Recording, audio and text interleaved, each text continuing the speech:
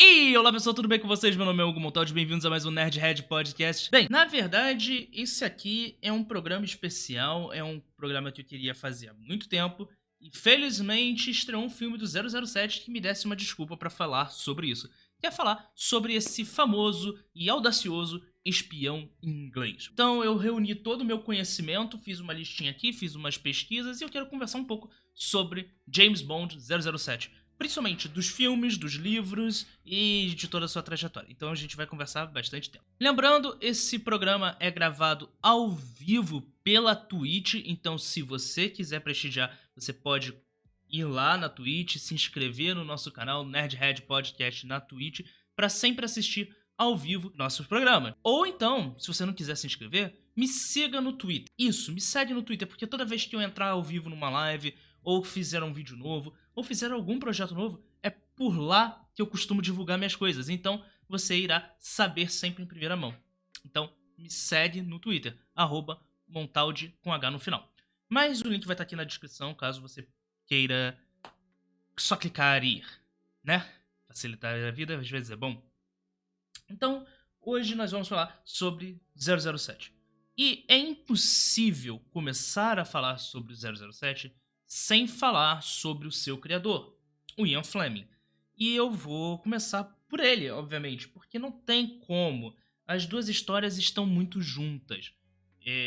Praticamente o 007 e o Ian Fleming tecnicamente são a mesma pessoa, sendo que não são. O Ian Fleming, ele era um jornalista. Acima de tudo, um jornalista. Ele trabalhava no jornal de sua cidade e era um grande correspondente e chegou a ser diretor do jornal, mas ele também era um homem inglês no início dos anos 40. E nos anos 40, a Inglaterra, ela entrou numa treta com a Alemanha, né, sabe? Uma treta não só com a Alemanha, mas com o Japão e a China, uma tal de Segunda Guerra Mundial, tá ligado? E o Ian Fleming serviu o seu país durante a guerra. Mais especificamente, ele trabalhou no serviço de inteligência da Marinha, ou seja, o serviço de espionagem da Marinha. Só que ele não era um espião, ele era um analista. Na verdade, nem analista, ele era mais o secretário do almirante. Ele, pra quem curte 007, o Ian Fleming era praticamente a Moneypenny. E ele, trabalhando no escritório do Almirante, ele recebia e entrava em contato com muitos arquivos secretos. E, eventualmente, teve a oportunidade de se tornar tenente e, tecnicamente, fazer e dirigir algumas missões especiais de comandos, que são unidades pequenas do exército ou da marinha, formado por 5, 6 soldados para fazer operações especiais. Mas muito do que se diz respeito ao Ian Fleming nesse período de guerra é arquivo confidencial. Logo, não existe muito contato desses arquivos, então nós não sabemos exatamente o que de fato é real, o que é ficção. O fato é, Ian Fleming era muito bom com as palavras. Ele falava bem, ele se expressava bem. E isso rendia a ele convites para jantares, para conversas, saídas com, de fato, espiões.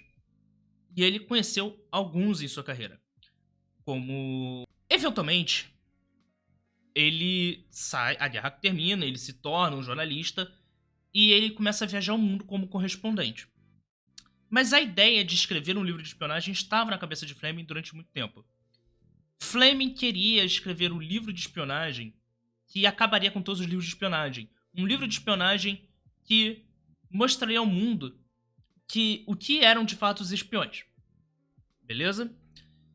E Fleming, ele começou a pensar nesse quesito de como ele faria isso e protelou ao longo de muitos anos da sua vida. Eventualmente ele se casou com 40 anos, ele se casou tardiamente, porque Fleming queria viver solteiro o máximo de tempo que ele pudesse, ele queria curtir a vida, e isso significa beber muito álcool e transar com muitas mulheres. Fleming gostava principalmente da Jamaica, onde ele tinha uma casa e se refugiava lá para poder escrever. E ele tem a ideia de juntar suas experiências pessoais com as histórias que ele ouvia dos espiões, com as histórias que ele ouvia das pessoas com que ele trabalhou ao longo da sua vida, pelas suas experiências como correspondente, como jornalista, para criar uma história de ficção.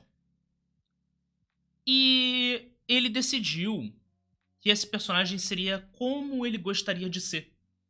Não era ele, mas como ele gostaria de ser.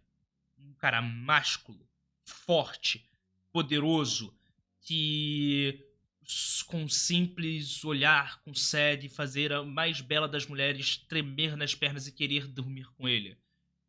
Ele queria que fosse a representatividade de todo o sonho de grandeza masculino. E Fleming, ele tinha um hobby de observar pássaros, ele comprou um livro de um ornitólogo chamado James Bond.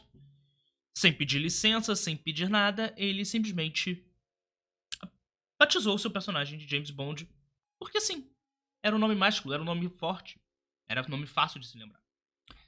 E assim surge o 007. Só que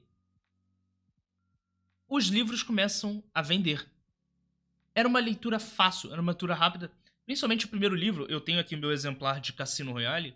Ele é um livro bem fino, ele é um livro bem fácil de ler, com muitas poucas páginas, e a leitura é muito fluida e acaba se tornando uma leitura barata e divertida. E não demora muito para que a CBS, empresa norte-americana, decida comprar os direitos por acho que eles, se eu não me engano, posso estar equivocado, eles compraram por $1.000 americanos os direitos de adaptação para fazer um filme. Na verdade, não um filme, uma série de TV de 2 episódios, que seria um especial que depois seria transformado em um filme também para televisão.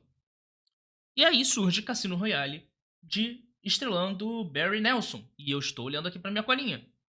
Essa primeira adaptação faz algumas alterações no universo de James Bond. Primeiro, ele deixa de ser um agente do Serviço Secreto Britânico, do MI6, e se torna um agente do serviço americano. Ele se torna um agente da CIA.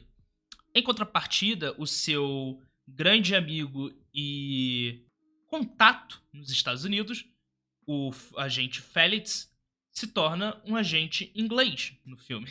Eles trocam de lado. O filme, ele acaba se tornando um filme bem parado. E isso ocorre porque Cassino Royale, de todos os livros de James Bond, talvez é o que mais pé no chão.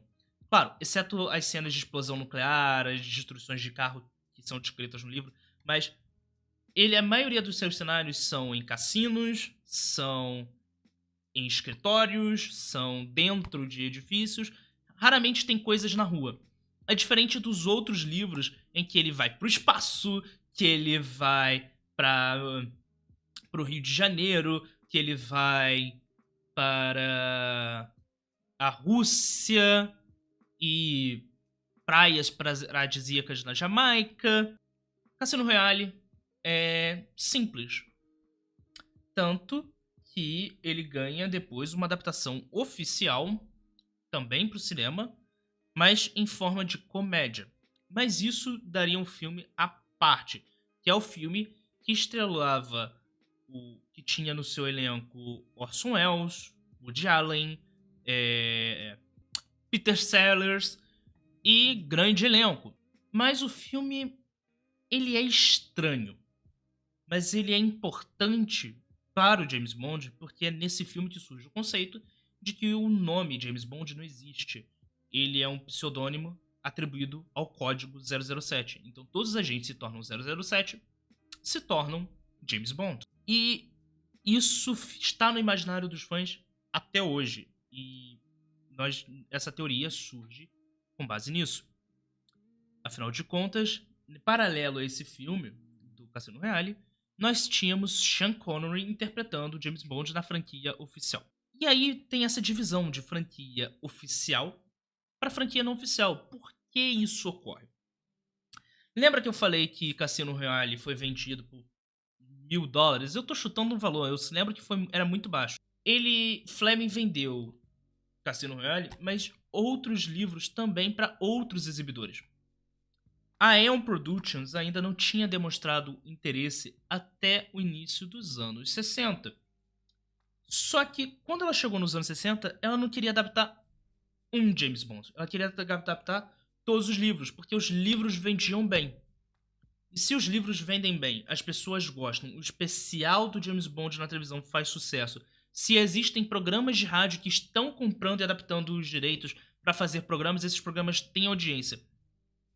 E se eu conseguir fazer um filme publicitário que eu digo é vendendo margens publicitárias para vender relógios, carros, roupas, eventualmente celulares e coisa do tipo, todo mundo sairia ganhando, principalmente a Aeon Production. Então, eles decidem comprar os direitos, deixa eu só confirmar aqui, é isso mesmo, comprar os direitos de Thunderball para fazer o primeiro filme. Na cronologia oficial dos livros, Thunderball é o 9º livro.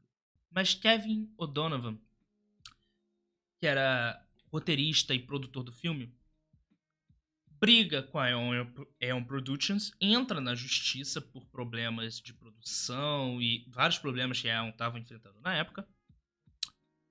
E eles decidem ir para Dr. No, o 6º livro da franquia, que é este livro aqui que eu estou mostrando. Dr. No apresenta um James Bond já cansado. Isso é uma coisa que eu vou falar daqui a pouco. É um James Bond já bebaço. Mas também é um James Bond mais... Como é que eu posso explicar? O James Bond, ele... Nos livros, ele segue uma cronologia. Quando o Cassino Royale começa, ele já é um espião há um tempo. Recém-entrado na Lacunha 00 já há um tempo. Mas ele está no seu auge. Nos seus 30 e poucos anos. Trabalhando bem. Vivendo bem. E em missões, ele já tem uma certa experiência. Mas ele sofre com os traumas da guerra. Porque ele lutou a Segunda Guerra Mundial. Os livros se passam em plena Guerra Fria. E o Bond serviu a Marinha durante a Guerra Fria. Ele serviu a Marinha durante a Segunda Guerra Mundial. Ele serviu durante a Segunda Guerra Mundial. E ele tá no seu auge, mas começando a ficar cansado. Os livros eles vão se sucedendo, missão por missão, ano após ano. E quando mais próximo ao Serviço Secreto de Sua Majestade, Bond está cada vez mais cansado e descontente com a sua vida. E você vê o personagem crescer esse descontentamento ao longo dos livros. Porém, no filme isso não ocorre. Como os direitos foram comprados tudo junto, eles compraram os direitos dos livros tudo junto, mas naquela época não existia ainda um conceito de filmes indo se sucedendo, o personagem do 007, ele não evolui nos filmes da mesma forma que nos livros. Ele tá sempre no auge em todos os filmes clássicos. Ele é sempre o melhor que ele é. E ele até evolui, aprende coisas novas, se torna uma pessoa melhor naquele filme. No filme seguinte, ele volta a ser o James Bond perfeito, no auge. E basicamente os filmes não têm conexão. Diferente no livro, que volta e meia eles referenciam missões passadas do Bond, acontecimentos passados do Bond e até referências aos próprios livros. Até que em Serviço Secreto de Sua Majestade, o Bond quebra. Ele se casa, ele se apaixona. Ele tem a sua esposa, Tracy Bond. que é morta pelos seus inimigos. Os livros após a morte de Tracy, Bond está em depressão profunda. Ele não consegue aceitar que a sua esposa morreu. Ele tá com o sentido de culpa e raiva no seu auge. E ele que já era um turrãozinho alcoólico, ele cai no álcool, ele se debruça no álcool, ele vira uma garrafa viva humana. E nos filmes, quando a Tracy morre, ela é ignorada. Volta e meia ela é citada, mas o personagem simplesmente ignora que aquilo aconteceu. Com exceção de um filme que ele visita o túmulo dela, algo que é recorrente nos livros, isso é feito em um filme posterior. Ele continua sendo o James Bond perfeito no auge da sua carreira.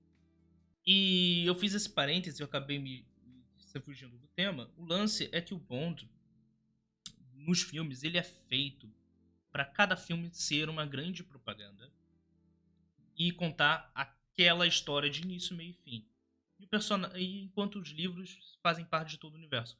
Nós só começamos a ter uma continuidade nos filmes do Bond com a saga do Daniel Craig. Quando Daniel Craig assume, você vê uma continuidade, uma evolução do personagem. O personagem do James Bond deste filme, ele é uma consequência direta dos acontecimentos de todos os filmes do Daniel Craig. Então, assim, agora no nosso século XXI, nós temos o James Bond, abre aspas, muitas aspas aqui, dos livros, ou seja, um James Bond com continuidade. Como o James Bond se tornou o livro de espionagem que o Ian Fleming queria, que acabaria com todos os livros de espionagem? Bem, ele não acabou com todos os livros de espionagem. E ainda existem vários livros de espionagem, outros personagens espiões. Mas ele foi extremamente importante porque foi o primeiro a se debruçar em casos reais. Casos reais. Enquanto os outros autores da época de Fleming meio que imaginavam como as coisas funcionavam, Fleming sabia como as coisas funcionavam. Ele tinha uma breve noção das coisas como elas funcionavam e ele sabia como fazer paralelos. O Bond, na verdade, é uma mistura das histórias que o Fleming escutava com a vivência dele, não só como bom vivant, mas também como jornalista.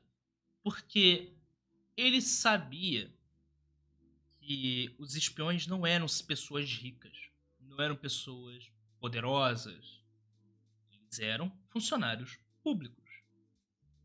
E os livros de época equivalentes ao James Bond mostravam os espiões como super-heróis ricos, como se fosse o Batman. Eventualmente, o James Bond se tornou esse estereótipo também por conta dos filmes.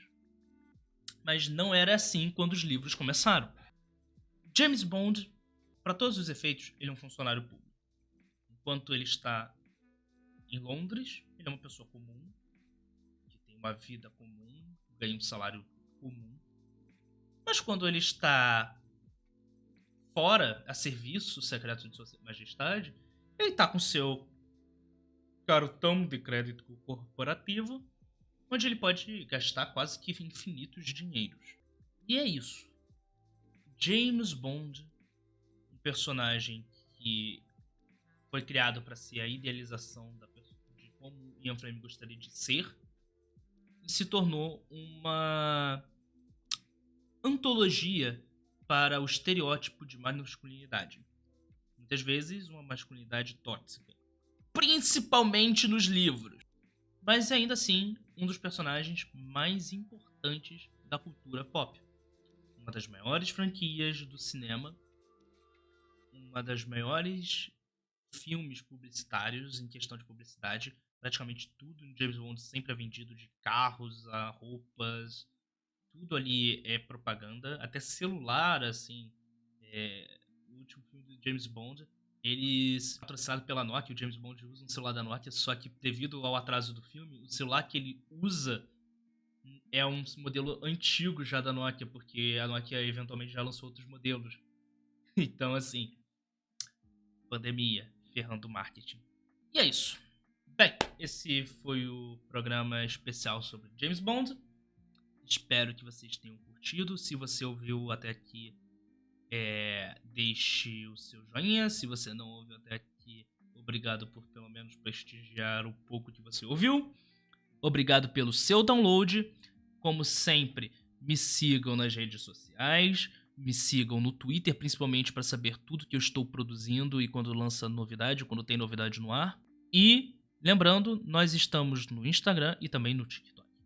Então, obrigado. Até a próxima.